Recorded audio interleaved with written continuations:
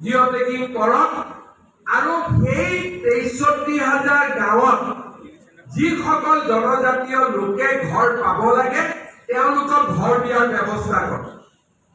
তাৰ পিছত আহিব যে আয়ুষ্মান ভাৰতৰ কাৰ্ড সকলোৰে লগত আছে নে নাই? বোলে ৰেচন কাৰ্ড নাই, ৰেচন কাৰ্ড নাই কাৰণে চাউলো পোৱা নাই। আমি ৰেচন কাৰ্ড দিব লাগিব। ঠিক এই ধৰণে Aadhaar card, ration card, Ayushman Bharat card, জাতিগত প্ৰমাণ পত্ৰ, Kisan credit card, PM Kisan আঁচনি, জনধন একাউণ্ট, প্ৰধানমন্ত্ৰী জীৱন জ্যোতি বীমা, সুৰক্ষা বীমা আৰু আমাৰ MGNREGA এই গোটেইবিলাক আঁচনি আমি সেচুৰেশন কৰিব লাগিব। তাৰমানে গাঁৱৰ প্ৰত্যেকে পাব লাগিব যোনে পাবৰ কাৰণে উপযুক্ত। এইখিনিয়ে হ'ল ধৰতী আবা আমাৰ জনজাতীয় গ্ৰাম উৎকৰ্ষ যোজনা। তাৰমানে জনজাতীয় গাঁৱত সামাজিক কামো কৰিব লাগিব আৰু ব্যক্তিগত কামখিনিও কৰি দিব লাগিব। ইয়াৰ লগত অসমত আমি যোগ কৰিব পাৰোঁ যে প্ৰত্যেকখন জনজাতীয় গাঁৱত পাবলগীয়া মানুহখিনিয়ে অৰুণোদয় পালে নে নাই, আমি তাত যোগ কৰিব পাৰোঁ। বোলে আত্মসহায়ক গোটৰ 10,000 টকাৰ কাৰণে নিৰ্বাচিত হ'ল নে নাই? যদি ৰেচন কাৰ্ড পাইছে, ৰেচন কাৰ্ডৰ লগত চাউল, দালি, নিমখ, তেল সস্তাত পাইছে নে নাই? এই অসম চৰকাৰৰো যিবিলাক আঁচনি আছে যে প্ৰত্যেকগৰাকী জনজাতীয় ছাত্ৰীয়ে নিযুত মইনা আঁচনি পাইছে নে নাই? অৰ্থাৎ পোন প্ৰথমবাৰৰ বাবে জনজাতীয় লোকসকলৰ আঁচনিৰ পৰা যাতে তেওঁলোক বাদ পৰি নাযায়, সকলো ডিপাৰ্টমেণ্টে এই গাঁওকেইখনৰ উন্নয়নৰ বাবে জঁপিয়াই পৰে। আৰু এইটোৱে হৈছে বিৰছা মুণ্ডাৰ নামত প্ৰধানমন্ত্ৰী ডাঙৰীয়াই উৎসৰ্গ কৰা ধৰতী আবা জনজাতীয় গ্ৰাম উৎকৰ্ষ যোজনা। আৰু তাৰ বিষয়ে আলোচনা কৰিবলৈ আজি আমি ইয়াত সমবেত হৈছো। যেতিয়া কংগ্ৰেছ চৰকাৰ আছিলে, প্ৰধানমন্ত্ৰী মনমোহন সিঙৰ দিনত এটা আয়োগ গঠন হৈছিলে। সেই আয়োগটোৰ নাম আছিলে সঞ্চাৰ আয়োগ। দিল্লী উচ্চ ন্যায়ালয়ৰ এজন ৰিটায়াৰ্ড জাজে এই আয়োগটো নিৰ্মাণ কৰিছিল। মনমোহন সিং আৰু কংগ্ৰেছ চৰকাৰৰ ওচৰত এই আয়োগৰ প্ৰতিবেদন দাখিল হৈছিল। তেতিয়া কংগ্ৰেছ চৰকাৰে এটা কথা কৈছিল যে ভাৰতৰ সম্পদৰ ওপৰত প্ৰথম অধিকাৰ সংখ্যালঘু ৰাইজৰ আছে। আৰু সেইকাৰণে তেতিয়া এই ধৰণৰ এটা কাৰ্যসূচী আৰম্ভ কৰা হৈছিলে আৰু বাজেটৰ 10% ধন সংখ্যালঘু গাঁৱত বিনিয়োগ কৰিবৰ কাৰণে ভাৰত চৰকাৰে টকা পঠিয়াইছিল। অসমতো আহিছিলে। তেতিয়া আমি মাইনৰিটি গাঁওবিলাকত ITI কৰিছিলোঁ, ডাঙৰ ডাঙৰ স্কুল কৰিছিলোঁ, হাজাৰ হাজাৰ লোকক সেই সময়ত ইন্দিৰা আৱাস যোজনাত ঘৰ দিয়া হৈছিলে, অংগনবাড়ী কেন্দ্ৰ বনোৱা হৈছিলে। আৰু সেই আঁচনিটোৰ নাম আছিলে প্ৰধানমন্ত্ৰী জন কল্যাণ যোজনা।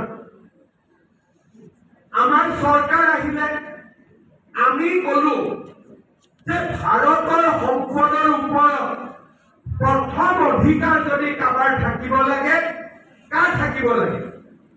সংখ্যালঘু লোকসকলৰ নে ভূমিপুত্ৰসকলৰ? সংখ্যালঘু লোকজনকো যদি মই সুধো, অসমত যদি এজন মই মুছলমান মানুহকো মাতি আনি সুধো যে মোৰ লগত 1 টকা আছে, প্ৰথমত মই কাক দিম? তেওঁ ক'ব যে প্ৰথমতে ট্ৰাইবেল মানুহখিনিক দিয়ক, কাৰণ তেওঁলোক অসমৰ ভূমিপুত্ৰ। ক'বনে নাই? কিন্তু এই সামান্য কথাখিনি কংগ্ৰেছ চৰকাৰে বুজা নাছিল আৰু তেওঁলোকে কৈছিল যে নহয়, যদি চৰকাৰৰ লগত 1 টকা আছে প্ৰথমতে সংখ্যালঘু মানুহখিনিক দিয়ক, কিন্তু মোদী ডাঙৰীয়াই ক'লে যে নহয়, আমি সকলোকে দিম, কাকো আমি নিদিওঁ, সবকা সাথ সবকা বিকাশ, কিন্তু প্ৰথমতে আমি ট্ৰাইবেল মানুহখিনিক দিম। এইটো হ'ল মোদী ডাঙৰীয়া। আৰু সেইকাৰণে এই আঁচনিটোৰ বিষয়ে আলোচনা কৰিবলৈ আজি আমি ইয়াতে সমবেত হৈছো। আমাৰ অসমত জনজাতীয় লোকসকলক আমি বিভিন্ন স্বায়ত্তশাসিত পৰিষদ দিছো। আমাৰ স্বায়ত্তশাসিত পৰিষদৰ ইলেকশ্যন হয়, প্ৰত্যেক গাঁৱত এজন MSC থাকে বা জনজাতীয় লোকসকল কাউন্সিলটোৰ লগত জড়িত হৈ থাকে।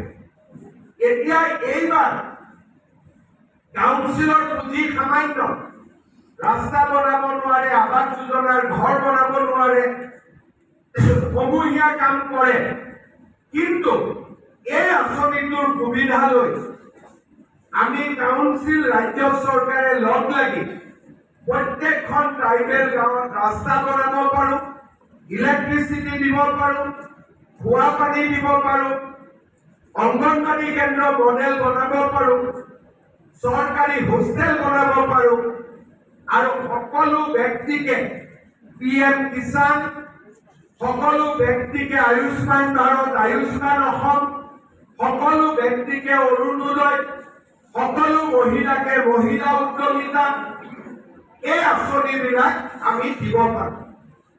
সাধাৰণতে আমি যেতিয়া লিষ্ট বনাওঁ, আমি গাঁও গাঁও লিষ্ট বনাওঁ, কিন্তু এইবাৰ লিষ্ট বনাওঁতে এই আঁচনিটোৰ অধীনত লগত এটা অৰ্ডাৰ আহিব যে বেলেগত লিষ্ট বনাব, কিন্তু ট্ৰাইবেল ভিলেজত 100% কৰি দিব।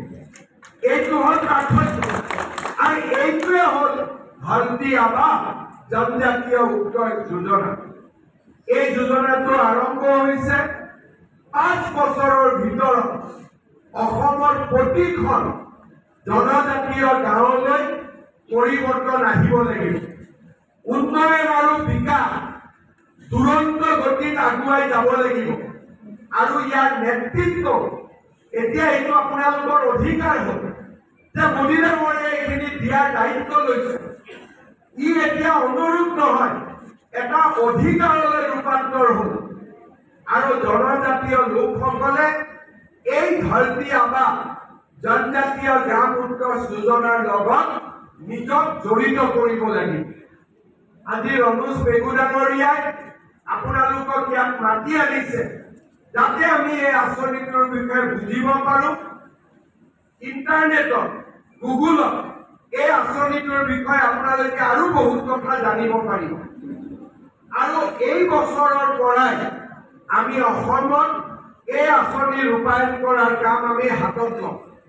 গোটেই কামখিনি হৈ উঠোতে অলপ সময় লাগিব, কিন্তু অসমত যিহেতু কাউন্সিল আছে, ডিপাৰ্টমেণ্ট আছে, আমাৰ লগত জনজাতীয় ৰাইজসকল জড়িত হৈ আছে, আমি বহুত সোনকালে ইয়াত আমি সফলতাও লাভ কৰিব পাৰিম। আজিৰ এই সভাত আপোনালোকে আৰু বুজিব পাৰিব ভাল কৰি। ডিব্ৰুগড়ত মই যোৱাকালি আহিছিলোঁ, আৰু মই ডিব্ৰুগড়ত থকাৰ সুবিধা লৈ ৰমেশ